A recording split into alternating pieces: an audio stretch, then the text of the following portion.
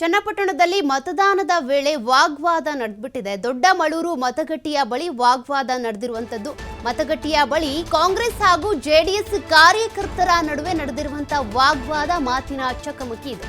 ಮತಗಟ್ಟೆಯ ಬಳಿ ಹೋಗಿ ಮತ ಹಾಕಿ ಅಂತ ಮನವಿ ಮಾಡ್ತಿದ್ದಾರೆ.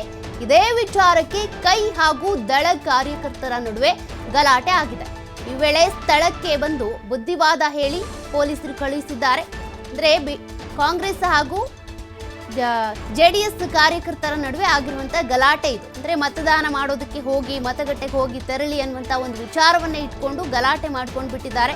ಕಾಂಗ್ರೆಸ್ ಮತ್ತು ಜೆಡಿಎಸ್ ಕಾರ್ಯಕರ್ತರ ನಡುವೆ ಈ ರೀತಿ ಗಲಾಟೆ ವಾಗ್ವಾದ ಶುರು ಆಗ್ತಾ ಇದ್ದಂತೆ ಸ್ಥಳಕ್ಕೆ ಪೊಲೀಸರು ಆಗಮಿಸಿ ಗಲಾಟೆಯನ್ನ ತಿಳಿಗೊಳಿಸಿ ಬುದ್ಧಿವಾದ ಹೇಳಿ ಕಳಿಸಿದ್ದಾರೆ. ಚನ್ನಪಟ್ಟಣದ ದೊಡ್ಡಮಳೂರು ಮತಗಟ್ಟೆಯ ಬಳಿ ಆಗಿರುವಂತಹ ವಾಗ್ವಾದ ಇದು. ಜೆಡಿಎಸ್ ಹಾಗೂ ಕಾಂಗ್ರೆಸ್ ಕಾರ್ಯಕರ್ತರ ನಡುವೆ ಆಗಿರುವಂತಹ ಗಲಾಟೆ. ಮತಗಟ್ಟೆಗೆ ಹೋಗಿ ಮತ ಹಾಕಿ ಅಂತ ಮನವಿ ಮಾಡಿಕೊಳ್ಳುವಂತ ವಿಚಾರದಲ್ಲಿ ಶುರುವಾಗಿರುವಂತಹ ಗಲಾಟೆ. ಬಳಿಕ ಪೊಲೀಸರು ಬಂದು ಈ ಗಲಾಟೆಯನ್ನ ತಿಳಿಗೊಳಿಸಿ ಗಲಾಟೆಯನ್ನ ಸರಿ ಮಾಡಿ ಅಲ್ಲಿಂದ ಬುದ್ಧಿವಾದ ಹೇಳಿ ಅವ್ರನ್ನ ಕಳಿಸಿದ್ದಾರೆ.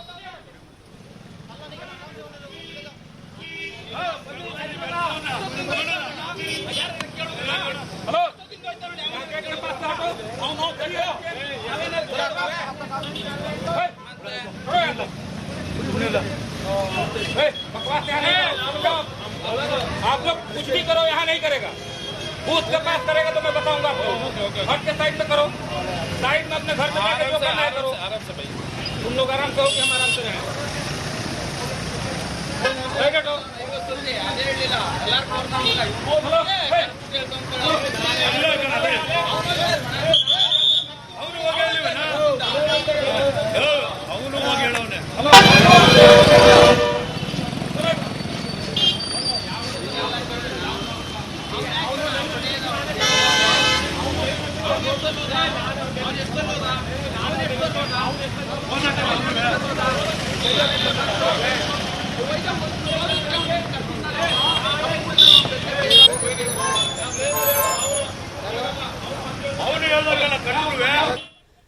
ಲೈವ್ ಡೀಟೇಲ್ಸ್ ಕೊಡ್ತಾ ಹೋಗ್ತಾರೆ ನಮ್ಮ ಪ್ರತಿನಿಧಿ ಎಲ್.ಎನ್. ಸ್ವಾಮಿ, ಈ ರೀತಿಯಾಗಿ ಚನ್ನಪಟ್ಟಣ ಕ್ಷೇತ್ರದ ದೊಡ್ಡಮಳೂರು ಮತಗಟ್ಟೆಯಲ್ಲಿ ನಡೆದಿರುವಂತಹ ಗಲಾಟೆಯ ದೃಶ್ಯಗಳನ್ನ ಗಮನಿಸ್ತಾ ಇದ್ವಿ.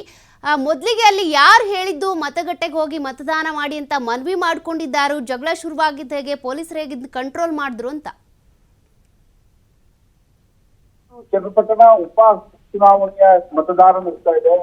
ಈ ಸಂದರ್ಭದಲ್ಲೇ ಚನ್ನಪಟ್ಟಣದ ದೊಡ್ಡಮಳೂರು ಮತಗಟ್ಟೆಯ ಬಳಿ ಒಂದಿಷ್ಟು ಆರೋಪ ಪ್ರತ್ಯಾರೋಪಗಳು ಹಾಗೂ ವಾಗ್ವಾದಗಳು ನಡೆದಿದ್ದು ಕಂಡುಬಂದಿದೆ. ಅಂದ್ರೆ ಮತಗಟ್ಟೆ ಬಳಿ ರಿಸ್ಟ್ರಿಕ್ಟ್ 144 ಸೆಕ್ಷನ್ ಜಾರಿ ಇದ್ದು ಕೂಡ ಅಲ್ಲಿ ನೇರವಾಗಿ ಮತದಾರರ ಬಳಿ ಬಂದು ಮತವನ್ನ ಕ್ರಮಿಗೆ ಹಾಕಿ ನಮ್ಮ ಪಕ್ಷಕ್ಕೆ ಹಾಕಿ ಎಂಬ ಮನವಿಯನ್ನ ಕಾಂಗ್ರೆಸ್ ಹಾಗೂ ಜೆಡಿಎಸ್ ನಾಯಕರು ಇಬ್ಬರೂ ನಡೆಸಿದ್ವು ಅನ್ನೋದು ಕೂಡ ಮೇಲ್ನೋಟಕ್ಕೆ ಸ್ಪಷ್ಟ ಆಗ್ತಾ ಇದೆ. ಹಾಗಾಗಿ ಇವರ ಕಾರ್ಯಕರ್ತರ ನಡುವೆ ಕೂಡ ಒಂದು ವಾಗ್ವಾದ ಜಗಳ ಕೂಡ ಆಗಿರುವಂತದ್ದು. ಆ ತಕ್ಷಣ ಅರೆಸೇನಾ ಪತ್ತೆ ಹಾಗೂ ಅಲ್ಲಿ ಬರುವಂತಹ ಪೊಲೀಸ್ ಸಿಬ್ಬಂದಿಗಳು ಅಲ್ಲಿಗೆ ಆಗಮಿಸಿ ಏನು ವಾಗ್ವಾದವನ್ನು ತಿಳಿಗೊಳಿಸಿರುವಂತದ್ದು.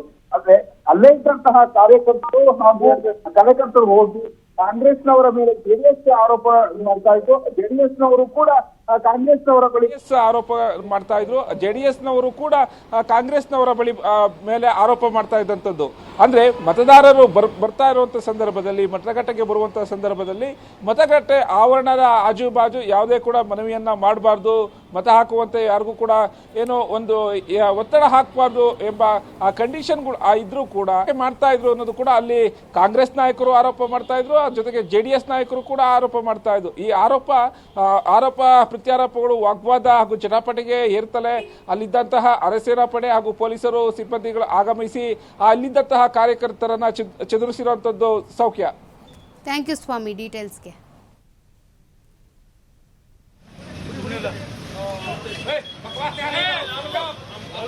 आप लोग कुछ भी करो, यहाँ नहीं करेगा। बूथ के पास करेगा तो मैं बताऊंगा आपको। हट के साइड में करो, साइड में अपने घर में जो करना है करो। आराम से भाई, तुम लोग आराम से हो कि हम आराम से रहें।